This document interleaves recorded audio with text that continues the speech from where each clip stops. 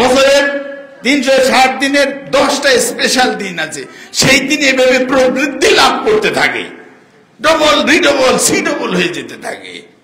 সেটা কোথায় বললেন? আসলে আউয়াল মিন জিলহজ্জাতে, সে 10টা দিন হলো জিলহজ মাসের প্রথম যে 10টা দিন আছে সেই 10 দিন। বলেন সুবহানাল্লাহ।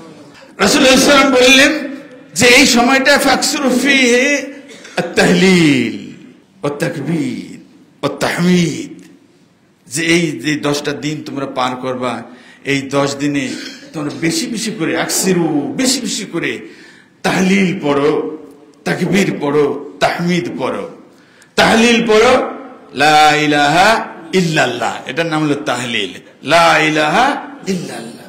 বুখারী শরীফে প্রথম পারায় রাসূল সাল্লাল্লাহু আলাইহি ওয়াসাল্লামের একটা হাদিস নকল করে ইমাম বুখারী বলছেন, এক সাহাবী রাসূলুল্লাহ জিজ্ঞেস করতেছেন, ইয়া রাসূলুল্লাহ আফজালু যিকরি মা হুয়া, আমি আল্লাহ রাব্বুল আলামিনের জিকির করতে চাই, তবে আমাকে একটা জিকির শিখাই দেন যেটা দুনিয়ার যত জিকির আছে সবচেয়ে বেশি মর্যাদার, সবচেয়ে বেশি সওয়াব পাওয়া যায়, এইরকম একটা জিকিরের কথা বলেন।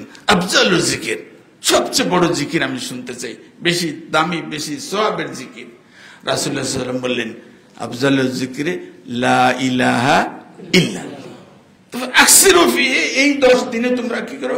বেশি বেশি করে লা ইলাহা ইল্লাল্লাহ বলতে থাকো।